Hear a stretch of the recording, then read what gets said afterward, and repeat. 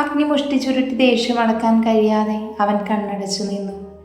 കിച്ചുവും അതേ അവസ്ഥയിലാണ്. സാർ, അഗ്നിയെ പേടിയോടെ നോക്കി പ്രിൻസിപ്പൽ വിളിച്ചു. അവൻ കണ്ണു തുറന്ന് അയാളെ ഒന്ന് നോക്കി. ചുവന്ന് കലങ്ങിയ കണ്ണുകൾ കണ്ട അയാളൊന്ന് പേടിച്ചു പോയി. സർ, എന്താ ചെയ്യണ്ടേ? അവർ വിളിപ്പിക്കൂ. Okay sir. പ്രിൻസിപ്പൽ ഫോണെടുത്ത് ആർക്കോ കോൾ ചെയ്തു. കുറച്ച് സമയത്തിനു ശേഷം മേ ഐ? യെസ്. അകത്തേക്ക് കയറിയതും അവിടെ ഇരിക്കുന്നവരെ കണ്ട അവന്മാർ പേടിയോടെ പരസ്പരം നോക്കി. പ്രിൻസിപ്പൽ അവരെ രൂക്ഷമായി ഒന്ന് നോക്കി.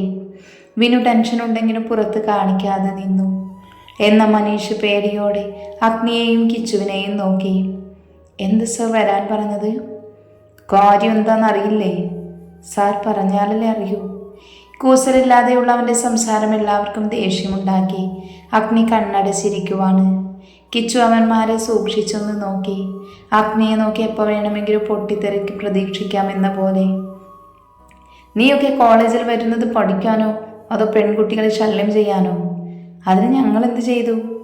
എന്താ ചെയ്തെന്ന് അറിയില്ലേ? ഇല്ല. അതോടെ അഗ്നിയുടെ ക്ഷമ നശിച്ചു. അവൻ ചാടി എഴുന്നേറ്റ് വിനുവിനെ അടിച്ചു. അവൻ നിലത്തേക്ക് തെറിച്ചു വീണു. മനീഷ് പേടിയോടെ പുറകിലേക്ക് മാറി നിന്നു. ലച്ചു കല്ലുവിൻ്റെ കയ്യിൽ മുറുകെ പിടിച്ച് കണ്ണടച്ചു നിന്നു. പ്രിൻസിയും കിച്ചുവും സീറ്റിൽ നിന്ന് അറിയാതെ എഴുന്നേറ്റ് പോയി.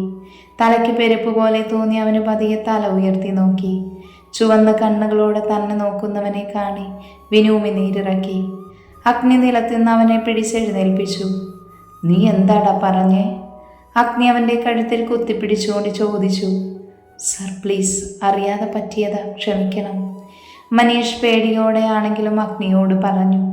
അഗ്നി അവനെ രൂക്ഷമായി നോക്കി. അതോടെ അവൻ പുറകിലേക്ക് മാറി. അറിയാതെ പറ്റിയതോ? അവരോട് അനാശ്വാസം പറഞ്ഞതാണോ അറിയാതെ പറ്റിയത്? ആണോന്ന്? അവൻ്റെ അലർച്ചയെ വിനുവും മനീഷും ഭയം കൊണ്ട് വിറച്ചു. സർ പ്ലീസ്, എന്നെ വിട്. വിക്കി എങ്ങനെയൊക്കെയോ പറഞ്ഞു വിനു. നീ എൻ്റെ പെണ്ണിനോട് എന്താടാ പറഞ്ഞേ? ഒരു രാത്രിക്ക് അവളെ വേണമെന്നല്ലേ? അങ്ങനെ പറഞ്ഞതിനുള്ളത് നിനക്ക് ഞാൻ തരും. അവൻ്റെ മുഖത്തേക്ക് മുഖടുപ്പിച്ച് പതിയെ എന്നാൽ മുരളുന്ന പോലെ അവൻ പറഞ്ഞു. അവൻ്റെ വന്യഭാവം കണ്ട് വിനു വിരണ്ടുപോയി. സർ ക്ഷമിക്കണം. ഇല്ല, ഇതിന് ഞാൻ ക്ഷമിക്കില്ല. എൻ്റെ പെണ്ണിനോട് പറഞ്ഞതിന് ഒരിക്കലും ഞാൻ ക്ഷമിക്കില്ല. അതുപോലെ എൻ്റെ പെങ്ങളുടെ കയ്യിൽ കയറി പിടിച്ചതിനും ഞാൻ തരുന്നുണ്ട്. ഇപ്പോഴല്ല, നീ പുറത്തേക്ക് ഇറങ്ങിയിട്ട്. അവനെ നിലത്തേക്ക് തള്ളിയിട്ട് അഗ്നി പ്രിൻസിയോടൊപ്പം നേരെ തിരിഞ്ഞു. ഇനി ഇവർ ഈ കോളേജിൽ വേണ്ട. Okay sir. സർ പ്ലീസ്, ഞാൻ ഇനിയൊരു പ്രശ്നം ഉണ്ടാക്കില്ല. എന്നെ പഠിക്കാൻ അനുവദിക്കണം. മനീഷ് പേടിയോട് അഗ്നിയെ നോക്കി പറഞ്ഞു. അവനൊന്നും പറയാതെ ഇങ്ങോട്ടോ നോക്കി നിന്നു. കിച്ചു പതിയെ വിനുവിൻ്റെ അടുത്തേക്ക് വന്നു. നിലത്ത് എഴുന്നേറ്റ് വന്നവനെ ചെകിട് നോക്കി ഒരെണ്ണം പൊട്ടിച്ചു. അവൻ പിന്നെയും നിലത്തേക്ക് വീണുപോയി. ശബ്ദം കേട്ട് എല്ലാവരും അവരെ ഒന്ന് നോക്കി. ഇതെന്തിനാണെന്നറിയോ? എൻ്റെ പെങ്ങളെ പറഞ്ഞതിനും കയ്യിൽ കയറി പിടിച്ചതിനും. വിനി കണ്ണു ഇറക്കി അടച്ചു പിടിച്ചു വേദന സഹിക്കാൻ പറ്റുന്നില്ല. അപ്പോൾ ഓക്കെ, ഞങ്ങൾ ഇറങ്ങുന്നു. അഗ്നി അത്രയും പറഞ്ഞ് പുറത്തേക്ക് പോയി. ഇവർക്കുള്ളത് കൊടുത്തു വിടാൻ നോക്ക്. പ്രിൻസിപ്പലിനോട് പറഞ്ഞ് കിച്ചുവും പുറത്തേക്ക് ഇറങ്ങി. അവർക്ക് പുറകെ ലച്ചുവും ടീമും ഇറങ്ങി. പുറത്ത് അവരെ വെയിറ്റ് ചെയ്ത് അഗ്നിയും കിച്ചുവും ഉണ്ടായിരുന്നു. ലച്ചു ഓടിച്ചെന്ന് അഗ്നിയുടെ നെഞ്ചിലേക്ക് വീണു. ഏയ് ഒന്നുമില്ലടാ. അവളെ ചേർത്ത് പിടിച്ചവൻ പറഞ്ഞു. ദേവേട്ടാ, എനിക്കിവിടെ ഇരിക്കണ്ട. പറ്റില്ല, എക്സാം അടുത്തു. ഇനി ക്ലാസ് കളയണ്ട. എനിക്ക് പറ്റണില്ല. ഞാൻ കാരണമല്ലേ? അങ്ങനെയല്ല. തൽക്കാലം ക്ഷമിക്ക്. ഇനി ആരെങ്കിലും എന്തെങ്കിലും പറഞ്ഞാൽ ബാക്കി ഞാൻ നോക്കിക്കോളാം. അഗ്നി അവളെ ചേർത്ത് പിടിച്ച് ബാക്കിയുള്ളവരെ നോക്കി. കല്ലു? ആ, അവനുള്ളത് ഏട്ടൻ കൊടുത്തു. ഇനി അതോർത്ത് വിഷമിക്കേണ്ട. ഇനി പ്രശ്നമൊന്നും ഉണ്ടാവില്ല. നിങ്ങൾ ക്ലാസ്സിൽ പോയിക്കോ. കിച്ചു ആദുവിനെ നോക്കി അവനെ നോക്കി നിൽക്കുന്നവളെ കാണി അവൻ ആരും കാണാതെ ചുണ്ട് കൂർപ്പിച്ച് ഉമ്മ കൊടുത്തു. അവൾ ചുറ്റും നോക്കിയിട്ട് അവനെ കണ്ണുരുട്ടി നോക്കി. പിന്നെ പതിയെ ചിരിച്ചു. ചെല്ല്, ഞാൻ ഇറങ്ങുവാ. ലച്ചു അഗ്നിയെ ഒന്ന് നോക്കിയിട്ട് തിരിഞ്ഞു നടന്നു. അവർ പോയതും അഗ്നിയുടെ മുഖം ഗൗരവത്തിലായി. കിച്ചു മനസ്സിലായി. അവൻ ഫോണെടുത്ത് ആർക്കോ മെസ്സേജ് അയച്ചു. പോകാം. ഓക്കെ. അവർ പുറത്തേക്കിറങ്ങി. പിള്ളേരൊക്കെ അവരെ തന്നെ നോക്കി നിൽക്കുവാണ്. രോഹിത് ദേഷ്യത്തിലിരിക്കുവാണ്. എന്ത് ചെയ്തിട്ടായാലും അഗ്നിയെ തോൽപ്പിക്കണമെന്ന ഉദ്ദേശത്തോടെ അവൻ ഓരോന്ന് ആലോചിച്ചു. പെട്ടെന്നെന്തോ ഓർത്തതുപോലെ അവൻ ഫോണെടുത്ത് ആരെയോ വിളിച്ചു. ഹലോ സർ, ഞാനൊരു ജോലി തരാം, ഡീറ്റെയിൽസ് അന്വേഷിച്ച് പറയണം. പറയാം. ഓക്കെ, ഞാനൊരു ഫോട്ടോ വാട്സപ്പ് ചെയ്യാം, അവരെക്കുറിച്ച് അറിയണം. അയച്ചോളൂ സർ, ഒരു 3 മണിക്കൂറിനുള്ളിൽ ഫുൾ ഡീറ്റെയിൽസ് കിട്ടിയിരിക്കും. ഓക്കെ. അവൻ കോള് കട്ട് ചെയ്ത് ഫോട്ടോ അയച്ചു കൊടുത്തു. അഗ്നി, നിനക്കുള്ള പണി അടുത്ത് തന്നെ കിട്ടിയിരിക്കും, കാത്തിരിക്ക്. ചുണ്ടിൽ നിറഞ്ഞ പുച്ഛത്തോടെ അവൻ സ്വയമേ പറഞ്ഞു. പെട്ടെന്ന് ഫോൺ അടിച്ചതും അവൻ അത് നോക്കി. പിന്നെ താല്പര്യമില്ലാതെ കോൾ അറ്റൻഡ് ചെയ്തു. ഹലോ, നീ എവിടെയാ? എന്താ കാര്യം? അത് പിന്നെ എനിക്കിത്തിരി പൈസ വേണം. എത്ര? 1 ലാക്ക്. വാട്ട്? അവൻ്റെ അലർച്ച കേട്ട് അവളൊന്ന് പേടിച്ചു. നിനക്കെന്തിനാ ഇത്രയും പണം? അത് പിന്നെ ഒരാവശ്യം. അതല്ല ഞാൻ ചോദിക്കുന്നേ, എന്താ ആവശ്യമെന്ന്. നിനക്ക് തരാൻ പറ്റുമോ അത് പറ. ഇല്ല, കാര്യം പറയാതെ പണം തരില്ല. എന്നാ വേണ്ട, ഞാൻ അമ്മയോട് ചോദിച്ചോളാം. അവൾ പറഞ്ഞ് കോള് കട്ട് ചെയ്തു. ഛേ, അവൻ ദേഷ്യത്തിൽ ഫോൺ എറിഞ്ഞു. ഇവളെന്തിനാ ഇപ്പം ഇത്രയും പണം? അവൻ സ്വയം പറഞ്ഞ് തലയിൽ കൈവച്ചു. അവനൊരു എത്തും പിടിയും കിട്ടുന്നുണ്ടായിരുന്നില്ല. വിദ്യയും ശിവനും കൂടി ലച്ചുവിനെ കാണാൻ പോകാൻ തുടങ്ങുവാണ്. നമുക്കിറങ്ങാം. ഈ സമയത്ത് അവിടെ ഉണ്ടാകും. എന്നാ വാ. അവർ കാറിലേക്ക് കയറി അങ്ങോട്ട് തിരിച്ചു. ക്ലാസ് കഴിഞ്ഞതും ലച്ചുവും ടീമും പുറത്തേക്ക് ഇറങ്ങി. നാളെ സെമിനാർ എടുക്കുന്ന നീയല്ലേ ലച്ചു? അതെ. എന്നാ പോയാലോ? അവന്മാരെ പിന്നെ കണ്ടതേ ഇല്ലല്ലോ. ഇല്ല, ഇനി എന്തായാലും ഈ കോളേജിൽ ഉണ്ടാകില്ലല്ലോ. മാന്യമായി സംസാരിക്കാനും പെരുമാറാനും പറ്റിയില്ലെങ്കിൽ ഇവരൊക്കെ പഠിച്ചെന്ത് ചെയ്യാനാ? അതെ, ഇവരുടെ വീട്ടിൽ അമ്മയും പെങ്ങളും എല്ലാം ഇല്ലേ? എന്നിട്ടും മറ്റുള്ളവരോട് ഇങ്ങനെയാണോ പെരുമാറേണ്ടേ? അത് വിട്, അത് കഴിഞ്ഞ് ഇനി അതിനെപ്പറ്റി പറയണ്ട. അതെ. ദേ, കാർ വന്നു, നമുക്ക് പോകാം. കല്ലുകയറ്റും പുറത്തേക്ക് അയച്ചുകൊണ്ടി പറഞ്ഞു. അവർ പുറത്തേക്ക് ഇറങ്ങി. ലച്ചുവും കല്ലുവും കാറിൻ്റെ അടുത്തേക്ക് പോയി. മായയും മാധവും ബസ് സ്റ്റോപ്പിലേക്കും കയറി നിന്നു. അഗ്നി ഓഫീസിൽ തിരക്കിലാണ്. 2 ദിവസമില്ലാതിരുന്നത് കൊണ്ട് തന്നെ അന്നത്തെ ഫയലെല്ലാം നോക്കുവാണ്. ഫോൺ റിങ് ചെയ്തപ്പോൾ ആരാന്ന് നോക്കുക പോലും ചെയ്യാതെ അവൻ അറ്റൻഡ് ചെയ്തു. ഹലോ. ഹലോ, ആരാണ്? ആ, എന്താ അമ്മേ? നീ എപ്പോഴാ ഫ്രീ ആകുന്നേ? എന്താ കാര്യം? ശിവനും വിദ്യയും വന്നിട്ടുണ്ട്. എന്താ കാര്യമെന്ന് പറഞ്ഞു? ഇല്ല. അവളെത്തിയോ? വരാറായി. ഞാൻ നോക്കട്ടെ, ഇറങ്ങാം. ശരിയെന്നാ. ഫോണ് കട്ട് ചെയ്ത് ടേബിളിൽ വെച്ചു. നെറ്റിയിലൊന്ന് തടവി കുറച്ചു നേരം. പിന്നെ വേഗത്തിൽ നോക്കിക്കൊണ്ടിരുന്ന ഫയൽ നോക്കാൻ തുടങ്ങി. കുറച്ച് സമയത്തിനു ശേഷം ഇനി നോക്കാനുള്ള ഫയലെല്ലാം ബാഗിലാക്കി ലാബ് ക്ലോസ് ചെയ്ത് ബാഗിൽ വെച്ചു. ഫോൺ എടുത്ത് റിയയെ വിളിച്ചു. May I? യെസ്. റിയ വാതിൽ തുറന്നകത്തേക്ക് വന്നതും, റിയ, ഈ ഫയലെല്ലാം നോക്കിയതാ. ഇതെല്ലാം കിരണിൻ്റെ അടുത്ത് കൊണ്ടു കൊടുക്ക്. സാർ. ഓക്കെ, ഞാൻ ഇറങ്ങുക. Okay sir. അവൻ പറഞ്ഞ ഫയലെല്ലാം എടുത്ത് അവൾ പുറത്തേക്ക് പോയി. അഗ്നി ബാഗ് എടുത്ത് ഡോറ് തുറന്ന് പുറത്തേക്ക് ഇറങ്ങി. നേരെ പോയത് കിച്ചുവിൻ്റെ അടുത്തേക്കും. ഡോറ് തുറന്ന് അവനകത്തേക്ക് കയറി. നീ എങ്ങോട്ടാ പോകുന്നേ? വീട്ടിൽ. എന്താ പെട്ടെന്ന്? ശിവനും വിദ്യയും എത്തിയിട്ടുണ്ട്. ഓ, വക്കീൽ നോട്ടീസ് എത്തിയതിൻ്റെ ആകും. അതുറപ്പാ, ഞാൻ ചെന്നില്ലെങ്കിൽ ശരിയാകില്ല. ചെല്ല്. ഓക്കെ, ഇനി നോക്കാനുള്ളതെല്ലാം ഞാൻ എടുത്തിട്ടുണ്ട്. ഞാൻ കാറയക്കാം. ഏയ് വേണ്ട, ഞാൻ അവന്മാരെ ആരെങ്കിലും വിളിച്ചോളാം. എന്നാ ഓക്കെ. കിച്ചുവിനോട് പറഞ്ഞവൻ അവിടെ നിന്നും ഇറങ്ങി. ദേവി, കുടിക്കാനെടുത്തോളൂ. ആ അച്ഛാ. ദേവിയും അടുക്കളയിലേക്ക് പോയി. വെറുതെ ഇറങ്ങിയതാണോ? അതെ, ലച്ചുമോളെ കണ്ടിട്ട് കുറേ ആയല്ലോ. ഇവിടുത്തെ വിശേഷമെല്ലാം ഞങ്ങൾ അറിഞ്ഞു.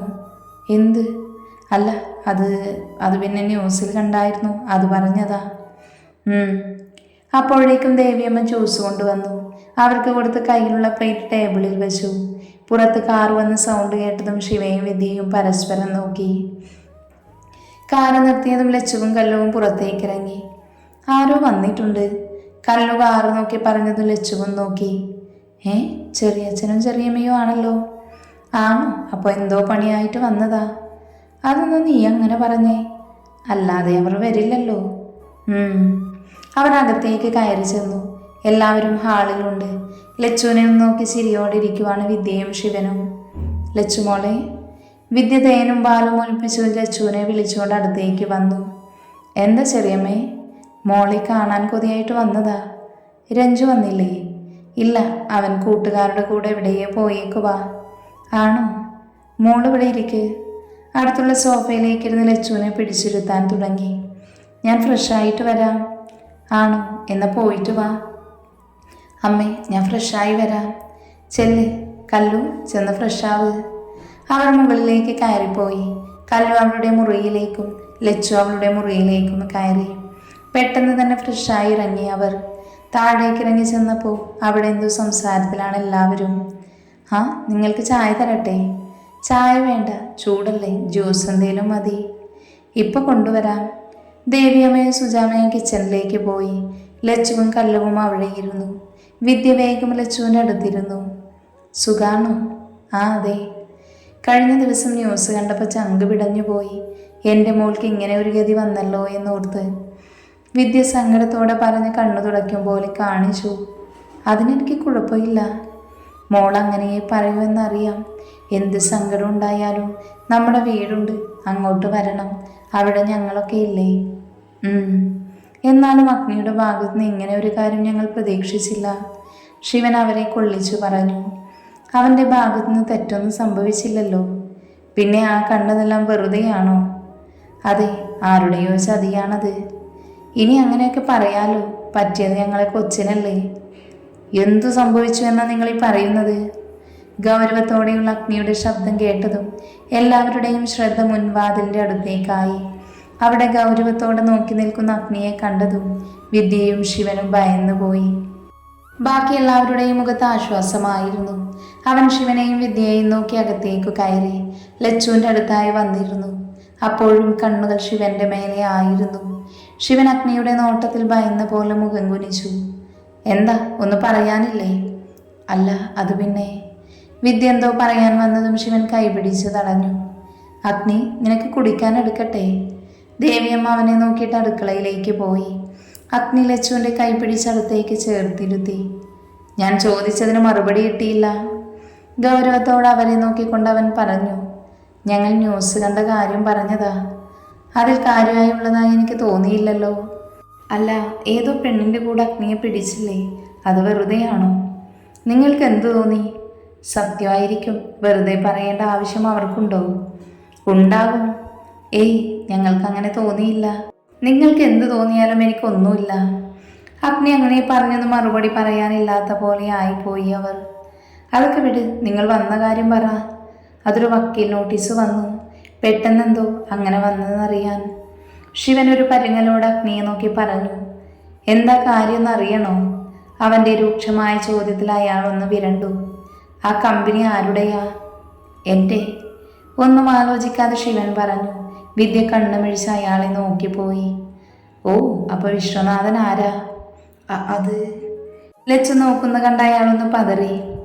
ആരാന്ന്? എൻ്റെ ഏട്ടൻ. അപ്പം കമ്പനി വിശ്വനാഥൻ്റെ ആണല്ലേ? അതെ. പിന്നെ എന്തുകൊണ്ടാണ് നിങ്ങളുടെ ആണെന്ന് പറഞ്ഞേ? അത് നോക്കി നടത്തുന്ന ഞാനാണല്ലോ. അതുകൊണ്ട് നിൻ്റെ ആകുമോ? പിന്നെ എന്നെ ഏൽപ്പിച്ചതല്ലേ? അല്ല, അതിൻ്റെ അവകാശിയാണിവൾ. ലച്ചുവിനെ ചേർത്ത് പിടിച്ച് അവൻ പറഞ്ഞതും ശിവന്റെയും വിദ്യയുടെയും മുഖം മാറി. അതെങ്ങനെ ശരിയാവും? ഞങ്ങളുടെ കമ്പനിയാണ്, അല്ലാതെ ഇവരുടെ ഒന്നുമല്ല. അത് തെളിയിക്കാനാണല്ലോ കേസ് കൊടുത്തത്. നടത്തിക്കില്ല ഞാൻ. എന്നെ നിങ്ങൾക്കറിയാമെന്ന് വിചാരിക്കുന്നു. വന്യമായ ചിരിയോട് അഗ്നി പറഞ്ഞതും ശിവൻ വിറച്ചുകൊണ്ടിരുന്നിടത്തുനിന്നും എഴുന്നേറ്റു. ഞാൻ പോകുന്നു. ശിവൻ അത്രയും പറഞ്ഞ് വെട്ടിത്തിരിഞ്ഞ് പുറത്തേക്ക് പോയി. വിദ്യ എഴുന്നേറ്റ് ലച്ചുവിനെ നോക്കി പേടിപ്പിച്ചു. നീ നശിച്ചു പോകടി മൂദേവി. നിന്നെ നോക്കി വളർത്തിയതിന് ഞങ്ങൾക്ക് തന്നു അല്ലടി. വിദ്യ ദേഷ്യം കൊണ്ട് ലച്ചുവിന് എന്തൊക്കെയോ വിളിച്ചു പറഞ്ഞു.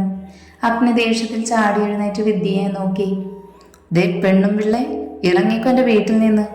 വായിൽ തോന്നിയത് വിളിച്ചു പറയാൻ ഇത് നിങ്ങളുടെ വീടല്ല. അതുപോലെ ഇവളെന്തെങ്കിലും പറഞ്ഞ നിങ്ങൾ ഇവിടുന്ന് ജീവനോടെ പോകാമെന്ന് വിചാരിക്കണ്ട. അഗ്നി അലറിയത് വിദ്യ പേടിയോട് വീടിന് പുറത്തേക്ക് പാഞ്ഞു.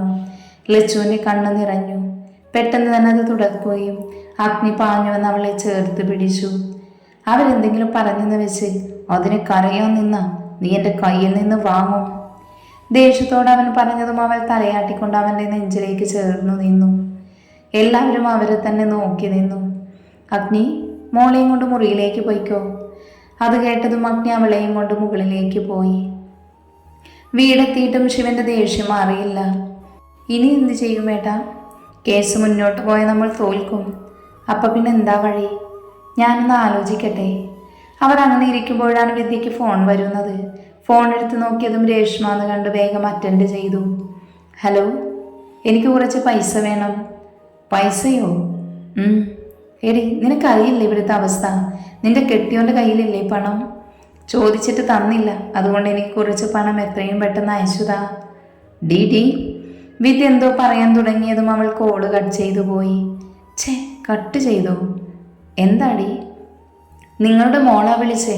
കുറച്ച് പണം വേണം പോലും അയച്ചു കൊടുക്കാൻ. അതിനിവിടുത്തെ അവസ്ഥ അവൾക്കറിയില്ലേ? എനിക്കറിയില്ല. ഞാൻ എന്തായാലും പറയുന്നതിന് മുന്നേ അവൾ കട്ട് ചെയ്തു. ഇവിടെ പൈസ ഒന്നുമില്ല അയക്കാൻ. അവളുടെ കെട്ടിയോനോട് ചോദിക്കാൻ പറ. ചോദിച്ചിട്ട് കൊടുത്തില്ല പോലും. അതെന്താ? എനിക്കറിയില്ല.